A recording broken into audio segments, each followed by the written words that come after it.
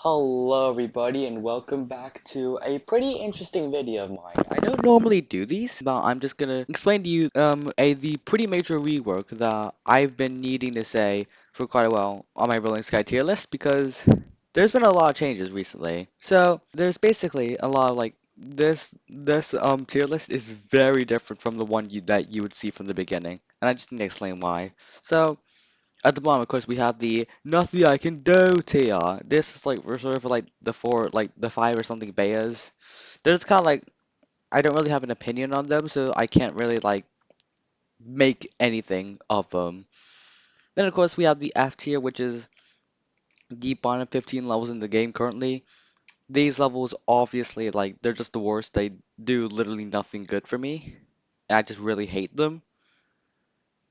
It's just there's pretty much no redeeming qualities. Like with Storms of Love, the music is somewhat fire, but then again, a level higher than it has that feature too. Then we get onto the E tier, which was added very recently. There's only 1, 2, 3, 4, 5, 6, 7, 8, 9. Yeah, there's only 10 levels in the E tier. These levels are the ones that I really think that are too low quality for D tier or too high quality for an F tier. It's like half of them were demoted from the D tier, and the other half were upgraded from the F tier. These levels I just don't really have a like. They're just kind of like they do things very wrong, but they have one redeeming quality. Then we get into the D tier, which is levels 203 to 219. These levels are like the really bad ones. They're not like really bad. Like they're still pretty bad levels. They just have a few more like two or three redeeming qualities. For example, Cloud Fool's Day is really fun of a level. It's like sorry, I mean like it like really good aesthetics. And Ginny has an okay soundtrack, but for the most part, yeah, these things are horrible. Then to the C minus tier, which is 188 to 202. These levels are just like the ones that like pretty much the entire C tier are levels that I really just don't care for. They're just kind of there, and that's all. Like, I just whenever I play them, I just go like, that certainly is a level. It's like they're not bad, but they're just I legit do not remember what they are. If you were to tell me, like if you were to tell me, make me tell a fact about Virtual Futuristic Network as an example, I would low-key just blank. Also, yeah, I am keeping most of these levels blurred out because I don't want to spoil the surprise for you guys when I do my ranking at 100 at 1K. Then we go to the C tier. Well, levels 170 to 187. These levels are just the kind of like the most forgettable in my like they're not like the C minus tiers are the most forgettable.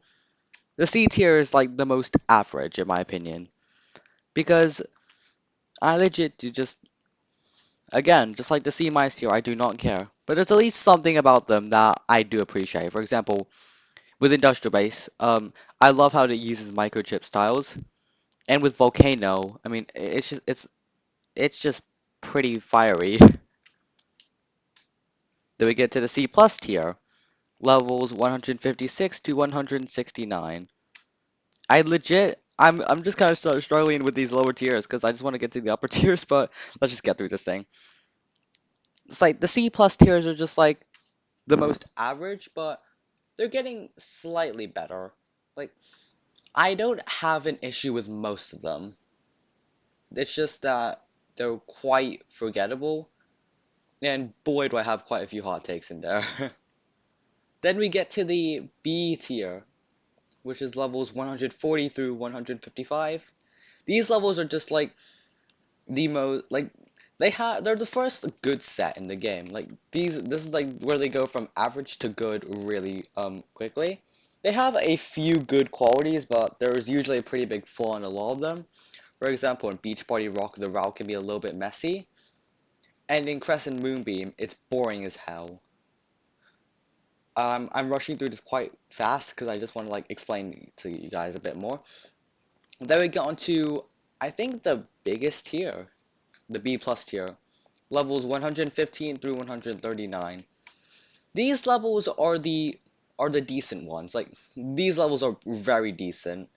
They're not like they're not great, but they're not bad either. Like they're actually really like they're good, and that's that. Like there's often a really a key element, a key part that makes them stand out. For example, in Game Zone is that reverse part, and with Starlight Desert it's the 50% part. And then we get to the A minus tier, which is for levels 100 through 114. These levels are like the okay, now we're getting to the good stuff tier.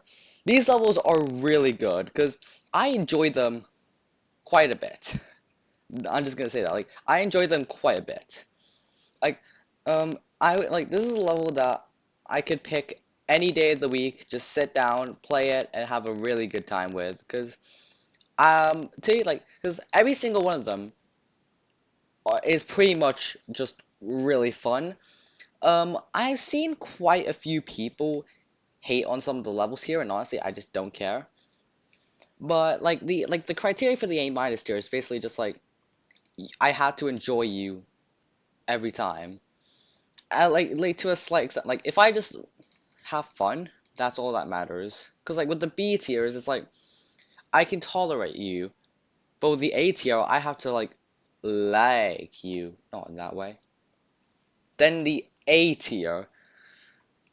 Now this is like A tier is when we start to get to some of the more banging levels.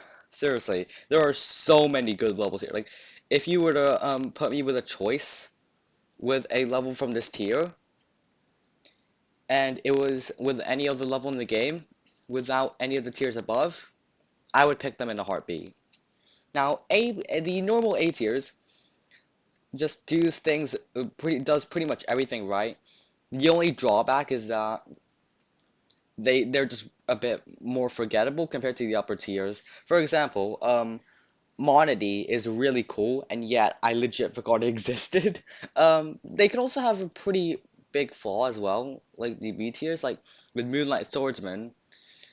It's just the 50% part is really confusing. And then the final A tier, yeah, I know, there's, I use pluses and minuses in my tiers, guys, deal with it, suffer, sorry. So, then we have the A minus tier, which is for levels 61 to 80. So, all of everything from the top tier to A tier, plus the top level in A minus tier is my top 100. These levels are just absolutely banging.